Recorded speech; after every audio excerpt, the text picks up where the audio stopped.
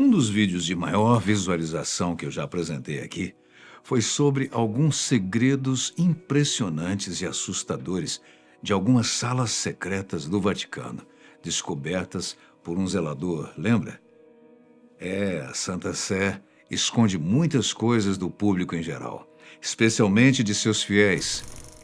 Segredos milenares que aos poucos vão sendo trazidos à tona, causando indignação por um lado, mas também uma certa euforia em pessoas interessadas nos mistérios que envolvem a humanidade.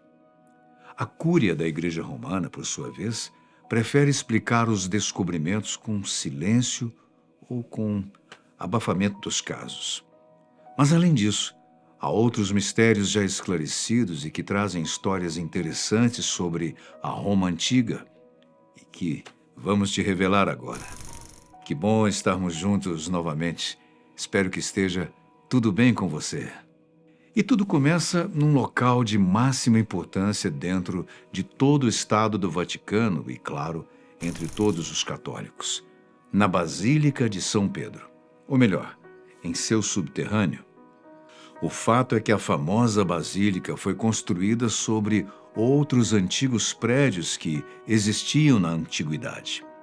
Arqueólogos encontraram indícios de que a atual São Pedro foi construída sobre os restos da primeira basílica, fundada na época de Constantino. A equipe chefiada pela arqueóloga italiana Margherita Garducci encontrou o que seria uma necrópole atribuída a São Pedro, e inclusive uma parede onde foi inscrita a expressão Petros eni, que em grego significa Pedro está aqui. Porém, não acaba aí. A primeira basílica teria sido construída sobre os restos de algo ainda mais antigo e bizarro, uma necrópole. Referindo-se àqueles tempos, uma necrópole não era exatamente um cemitério. Era uma verdadeira cidade dos mortos, onde, além de guardar restos mortais, era comum a realização de rituais pagãos e cultos de diferentes naturezas. As datações realizadas no local indicam que essa necrópole é bem mais antiga que o próprio cristianismo. Durante as escavações sob a Basílica de São Pedro, os arqueólogos encontraram camadas sucessivas de relicários, uma caixa, um cofre ou uma bolsa que contenha objetos de valor. Esses relicários eram pertencentes a diferentes épocas, desde o pontificado de Clemente VIII, em 1594, até os de Calixto II, em 1123, e Gregório I, de 590 a 604.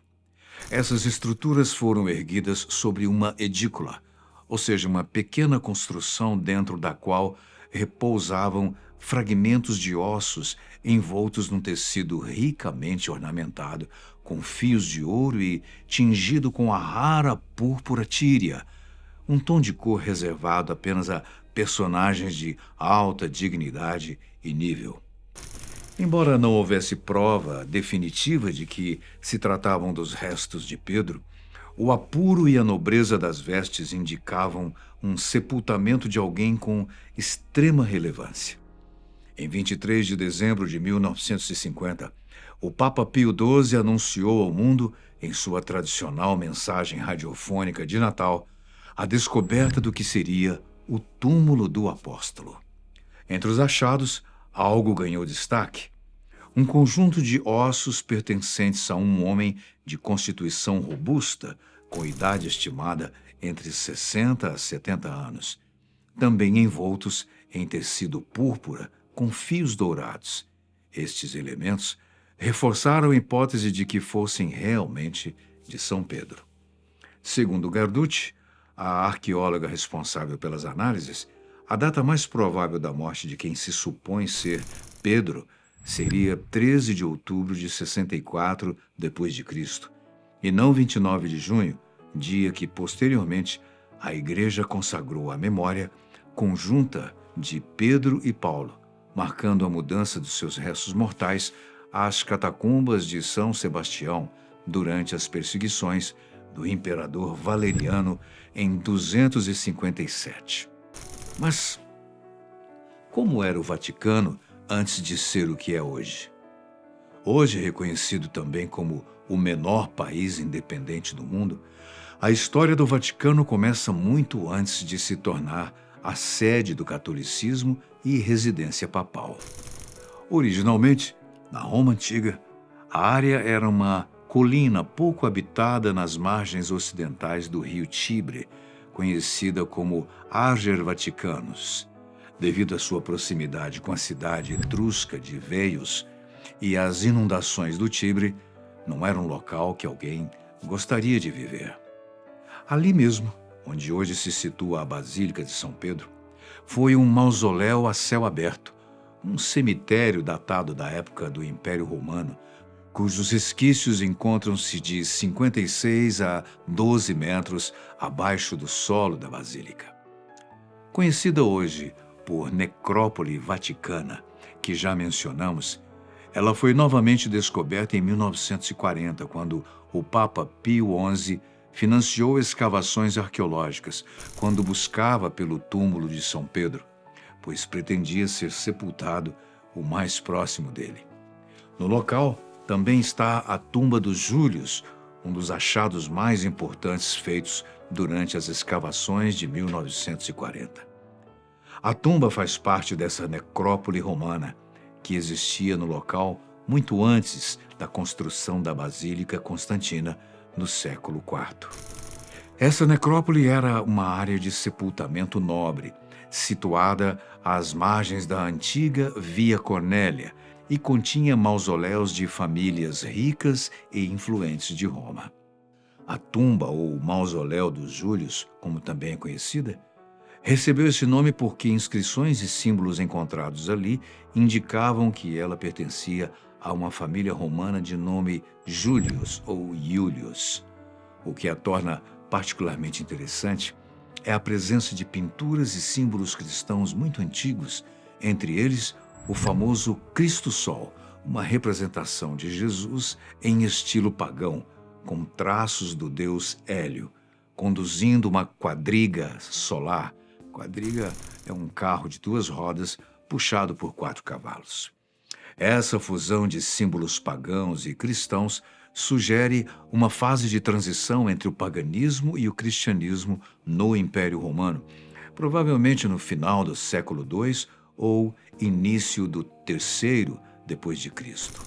A tumba, que foi construída em alvenaria e decorada com afrescos que ainda estão bem preservados, é considerada um dos testemunhos mais antigos da arte cristã em Roma.